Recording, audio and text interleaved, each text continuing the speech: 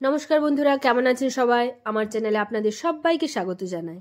আজকে যে রেসিপিটি আমি নিয়ে এসেছি সেটা খুবই ইউনিক রেসিপি এবং খুব মজাদার, আর যেটা খুব তাড়াতাড়ি কম উপকরণের মাধ্যমে সহজেই তৈরি হয়ে যাবে। তার জন্য আমি এখানে সর্ষের তেল নিয়েছি, একটু বেশি পরিমাণ নিয়েছি, আর নিয়েছি তেজপাতা, দারচিনি আর দুটো এলাচ। এটা হালকা একটু ব্রাউন হতেই আমি পেঁয়াজটাকে যতটা সম্ভব ছোট করা যায়, দুটো পেঁয়াজ, বড় পেঁয়াজ নিয়েছিলাম, সেটাকে কুচি করে নিয়েছি। আপনারা যদি পেস্ট দিতে চান তাহলেও কিন্তু মন্দ হবে না, ভালোই হবে। আর তেলটাও কিন্তু আপনারা সাদা তেলও ব্যবহার করতে পারেন, করলে ভালো হয়। এটা আমার পার্সোনাল চয়েস বলেই আমি কিন্তু সর্ষের তেলটা ব্যবহার করলাম। এই রেসিপিটার কয়েকটা টিপস আছে যেগুলো কিন্তু ফলো করলে রেসিপিটা খুবই সুন্দর হবে। আর সাথে সাথে আমি এখানে পরিমাণ মতন লবণ দিয়ে দিচ্ছি, কারণ সর্ষের তেলের একটা আলাদা ইয়েলো কালার থাকে, যেটার একটা আলাদাই রং দেখা যায়। আর সাদা তেল দিলে সেটার সাথে সব কিছু কালার একদম মিক্স আপ হয়ে যায়। সাথে সাথে আমি এখানে 1 চামচের মতো রসুন বাটাও ব্যবহার করছি। রসুন বাটাটা আমি খুব ভালো করে এখানে মিক্সড করে নিচ্ছি। এখানে দেখুন পেঁয়াজগুলো কিন্তু আমি খুব একটা ব্রাউন করে ভাজিনি, একটু ভাজতে না ভাজতেই আমি আস্তে আস্তে করে সমস্ত মশলাগুলো অ্যাড করে দিচ্ছি। এরপর আমি দিয়ে দিলাম আদা এবং কাঁচা লঙ্কা বেটে রেখেছিলাম, এটাও ঠিক সেই 1 চামচের মতনই। এটাকেও আমি অ্যাড করে ভালো করে এটাকে কষিয়ে নিচ্ছি। এবার এখানে আমি মাংসটাকে নুন অল্প এবং হালকা, যতটা কম সম্ভব পরিমাণ সেরকমই আমি মাংসটার মধ্যে হলুদ এবং নুন মাখিয়ে রেখেছিলাম ম্যারিনেট করে, সেটা আমি এখানে দিয়ে সবগুলোকে আমি খুব ভালো করে ফ্রাই করব। এতে মাংসর থেকেও জল বেরোবে, প্লাস পেঁয়াজ থেকেও জল বেরোবে, এবং এত সুন্দর মাংসটা পেকে যাবে, মাংসটা সেদ্ধ হবে এবং মাংসের মধ্যে সমস্ত টেস্ট খুবই সুন্দরভাবে আসবে।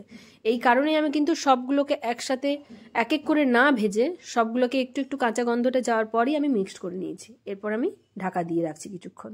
চলুন, যতক্ষণ আমার চিকেনটা পাকছে ততক্ষণ আমি বাকি কাজটা সেরে নিই ঝটপট। তো তার জন্য আমি এখানে স্প্রিং অনিয়ন নিয়েছি। স্প্রিং অনিয়নটাও কিন্তু পরিমাণ মতনই নেবেন, কারণ যতটা আপনার চিকেন থাকবে কিংবা গ্রেভি হবে সেই অনুযায়ী। তো তার জন্য আমি খারাপ যে বাজে পোর্শনটা থাকছে সেটা বাদ দিয়ে আমি আগে থেকেই পাতিলার মধ্যে গরম জল করতে দিয়েছিলাম। সেখানে আমি স্প্রিং অনিয়ন, ধনেপাতা এবং কাঁচা লঙ্কাটা দিয়ে একেবারে হাতে ধরে কিন্তু 5 মিনিটই বয়েল করবেন, এর বেশিও না কমও না। তাই আমি বারবার এটাকে বলে দিলাম একদম জোর দিয়ে, যে নতুবা কিন্তু এটার যে কালারটা আনার চেষ্টা করা হবে সেটা কিন্তু ঠিকঠাক আসবে না। আর এটা সেদ্ধ করার পর, বয়েল করার পর দেখতে পাবেন যে জলটাও কিন্তু গ্রিন হয়ে গেছে। আর চিকেনের মধ্যে যদি জলের প্রয়োজন হয়, আদার কোনো জল না দিয়ে এই জলটা ব্যবহার করলেই কিন্তু ভালো হয়।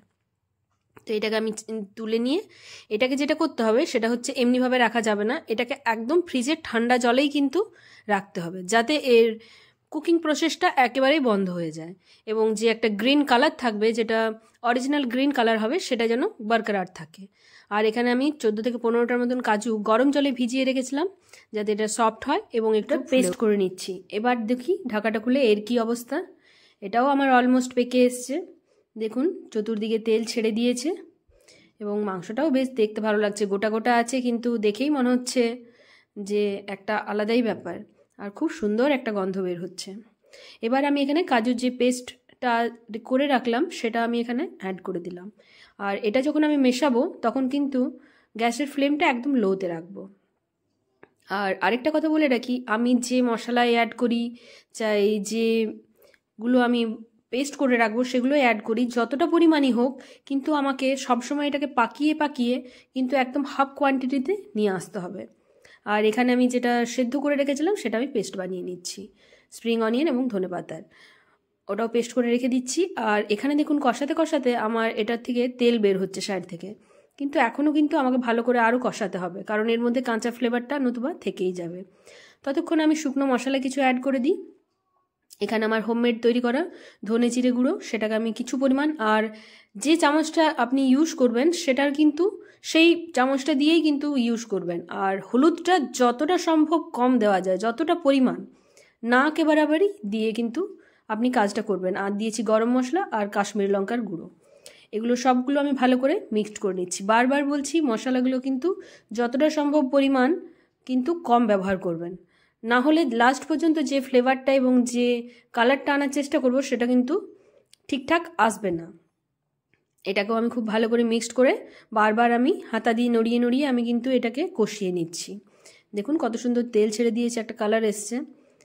এই কাশ্মীরি লঙ্কার গুঁড়োটাও আপনারা যদি কম ব্যবহার করেন তাও কিন্তু কোনো অসুবিধা নেই। আর এটা যদি আপনি সাদা তেলে করতে পারেন, আমি আগেও বললাম, সেটাও কিন্তু খুবই ভালো হবে। সাদা তেলের মধ্যে কালারটা আরও ভালো আসবে। এবার আমি এই গ্রিন পেস্টটা এখানে ব্যবহার করছি। এটাকেও দিয়ে কিন্তু আমি ভালো করে মিক্সড করে নেব। দেখুন একটা কত সুন্দর গ্রিন গ্রিন কালার এসছে। এটাকে বেগমতি চিকেনও বলতে পারেন, ধনিয়া চিকেনও বলতে পারেন, এবং স্প্রিং অনিয়ন চিকেন বলতে পারেন, বা সবুজ কালারের চিকেনও বলতে পারেন, যেটা আপনাদের নাম দিতে ইচ্ছে করবে। তবে এটুকু আমি বলতে পারি, খেতে কিন্তু অসাধারণ হবে।